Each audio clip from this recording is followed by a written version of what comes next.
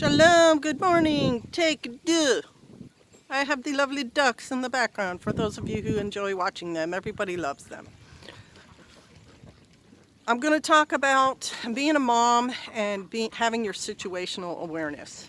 And there's no easy answer for that comment/question because you're going to be distracted with your children. But there are steps you can take to reduce the risk. One, go out during the day to places that are generally kid-friendly, not bars, not places where drunk people hang out or drug deals are going to happen, but, going somewhere like a grocery store that should be safe. Now, when you're a young mom, you should have a firearm. You should know how to use it. You should have gotten training and understand the legal ramification of defending yourself in your own state. And if you don't know what those legal ramifications are, you can get in touch with your attorney general, or if you contact the NRA, they will send you like a list of the laws for your state. And you should be carrying concealed. Two, if you have one, like an infant, the answer is carry the infant on your body. Use one of those front carriers or back carriers or sling carriers or something, but have your child on you. Because the infant can't try to talk to strangers, it can't get up and run away, and you keep your situational awareness. Whenever you go anywhere, understand that you are a bit vulnerable and look for clues that something's going up, or down.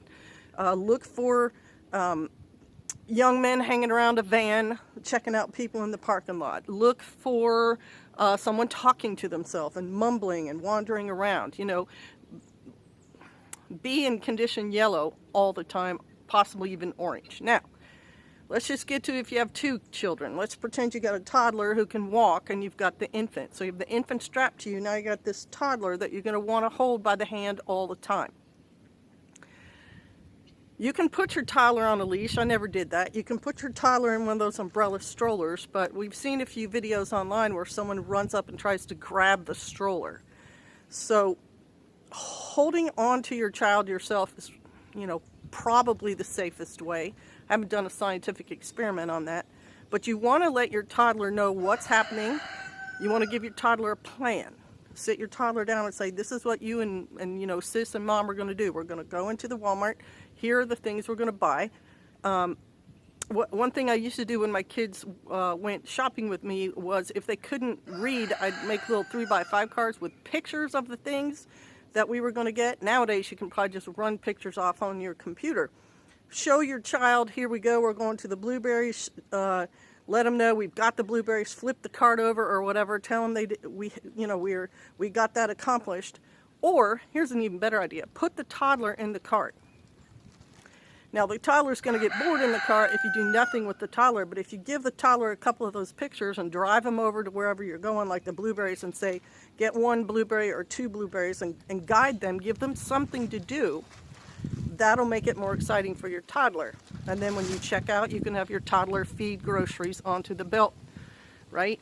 And then maybe take bags and put them in. So they have a job and they understand this is business. We're doing something here.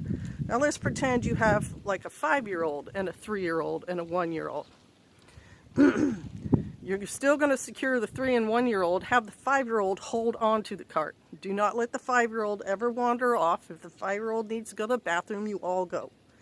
But the 5-year-old gets more responsibility, picking up a milk and putting it in the cart. You point at things and the 5-year-old gets them. Have a purpose. Don't just expect your child to go in while you shop and you ignore them and be able to deal with that whole situation in a mature way, because they won't be able to. And I'm going to have to hang on here a minute. Okay, so then the last thing was, as my children got older, I got them the handheld walkie-talkies, and I would let them go through the store and get things, but I would talk to them on the walkie-talkie and have them tell me where they were, and I'm talking 10, 12, 13-year-olds. Nowadays, I would have them push the cart, because you want to keep as much control over that situation while you're in public as you can. All right, I hope these helped. I'd do more, but I'm running out of memory. Bless you. Shalom.